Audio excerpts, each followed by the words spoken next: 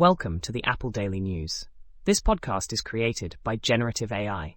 Today is August 10th, 2024. We've got a lot of exciting updates and stories from the world of Apple technology, software, and devices. Links to all stories can be found in the episode notes. Let's dive right in. Apple has unveiled new foundation language models aimed at enhancing its Apple Intelligence features. These models come in two variants: a compact model with around 3 billion parameters optimized for device efficiency, and a larger server-based model for private cloud compute. The report delves into the architecture, training data, and process, highlighting the model's efficiency and accuracy. A significant emphasis is placed on responsible AI, ensuring ethical considerations are integrated throughout the development process. The models are designed to be both effective and responsible, addressing potential concerns related to AI deployment. Evaluation results showcase impressive performance metrics, reflecting Apple's commitment to advancing AI technology while prioritizing user privacy and ethical standards. This initiative is a collaborative effort by a large team of researchers aiming to enhance user experience across Apple devices while maintaining a strong ethical framework. Apple is updating its App Store rules in the EU following regulatory scrutiny under the Digital Markets Act, DMA. Starting this fall, developers will be allowed to include links to external purchase options.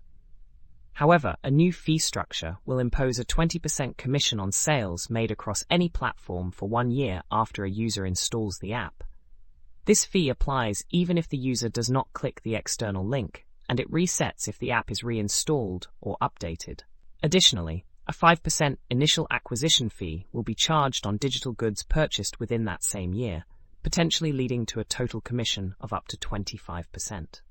The changes have been criticized as restrictive, with Epic Games CEO Tim Sweeney calling the terms economically unfeasible for developers. Apple defends the fees as reflective of the value its App Store provides. Outside the EU, Apple typically charges up to 30% for in-app purchases and has strict rules regarding external links. Spotify has also expressed concerns, calling for expedited investigations and enforcement, as developers face significant challenges under the new fee structure. The Free Software Foundation Europe, FSFE, is intervening in a legal case where Apple is challenging the European Commission in the Court of Justice of the European Union. This case pertains to the Digital Markets Act, DMA, which aims to regulate large tech companies and ensure fair competition. Apple is attempting to evade certain obligations related to its App Store and the interoperability of its operating systems under the DMA. The FSFE's intervention is focused on holding Apple accountable to the DMA, emphasizing the need to protect free software from monopolistic practices by major corporations. The organization believes that the outcome of this case could significantly impact the future of software freedom in Europe. More detailed information regarding the FSFE's position and actions will be released in the following week. Apple is reportedly planning to release an updated Mac Mini featuring the new M4 chip, marking the first design overhaul of the device in 14 years. The new model is expected to be smaller, with a footprint similar to that of an Apple TV box, while being slightly taller. This redesign comes after the last update in early 2023, which introduced M2 and M2 Pro chips, but retained the same basic design as the original model from 2010. The updated Mac Mini will likely include at least 3 USB-C ports, an HDMI port, and a power connector. The shift to a smaller design aligns with trends in the PC market, where competitors have been releasing more compact systems. Despite the redesign, Apple plans to maintain its current approach, offering a base model with the standard M4 chip and a higher-end version with the M4 Pro chip. The new Mac Minis are expected to be available later this year, with the M4 Pro models possibly announced or released at a later date.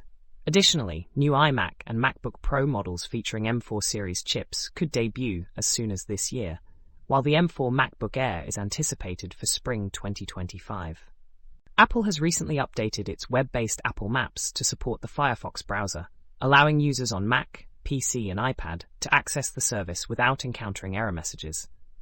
Previously, Firefox users were unable to use Apple Maps on the web, but now the platform is compatible with Safari, Edge, Chrome, and Firefox on various devices. This update follows the initial rollout of Apple Maps on the web in July, which is still in public beta.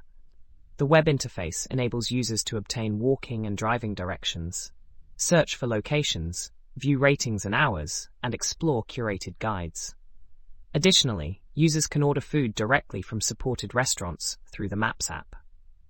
Apple is also planning to introduce a look-around feature for street-level viewing in the near future. Currently, the web version of Apple Maps is only available in English, but Apple intends to add support for more languages later. This move positions Apple Maps more competitively against Google Maps, which has long offered a web-based mapping service. Apple Books has struggled to compete with Kindle, but a potential acquisition of OverDrive could significantly enhance its offerings. OverDrive partners with public libraries to provide access to a vast collection of digital books through its app, Libby, which allows users to borrow ebooks and audiobooks for free with a library card. Integrating OverDrive's library services into Apple Books could attract millions of users who currently prefer Kindle or Audible, as it would offer free access to a wide range of titles without needing a separate app. This move would not only modernize Apple Books, but also support public libraries, potentially rekindling interest in these institutions among younger generations. Critics argue that such an integration might reduce Apple's revenue from book sales, but increased user engagement could lead to more book purchases, especially for titles with long wait times in libraries. Apple could still maintain its sales model by offering immediate purchases for popular titles, alongside regular promotions. While the integration would require significant resources and a redesign of the Apple Books app, it could position Apple as a serious competitor in the digital book market. Anyquery is a command-line interface CLI tool designed to run SQL queries on various data sources, including files, APIs, logs, and local applications. It supports multiple operating systems, including GNU Linux, Mac OS, and Windows. The tool features a built-in MySQL server, allowing connections to popular data exploration tools like Metabase and Drizzle. Users can import and export data in various formats such as JSON, CSV, TSV, and Parquet, and it supports SQL joins across different data sources. Anyquery also accommodates alternative query languages like PRQL and PQL for users who prefer not to use SQL. It enables users to treat platforms like Notion, Google Sheets, and Airtable as databases, supporting operations like insert, update, and delete. The tool is particularly useful for data migration between SaaS platforms and for exploring data from API endpoints with ease. Anyquery is open source and licensed under AGPL v3, promoting community contributions and transparency. Installation is straightforward, and users can find extensive documentation and integration guides on the official website. The tool aims to simplify data querying and management, making it accessible for users across various technical backgrounds. That's all for today's episode of the Apple Daily News. Thank you for tuning in. Be sure to check the episode notes for links to all the stories we've covered. Join us again tomorrow for more updates and insights from the world of Apple. Have a great day.